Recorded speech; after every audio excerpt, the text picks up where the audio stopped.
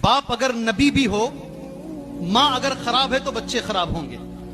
बाप अगर फिरौन भी हो, सुभान अल्लाह, मां अगर नेक हो तो फिर बच्चे अच्छे होंगे। बड़ा किरदार, बड़ा किरदार। इस एक लफ्ज पर बहुत कुछ कहा जा सकता है। मिसाल, चूंकि कुछ लोग क्या हजरत बोलकर जा रहे हैं। हजरत नूह अलैहिस्सलाम, कौन नहीं जानता? ये नबी नहीं है, उलुल आज़म पैगंबर है।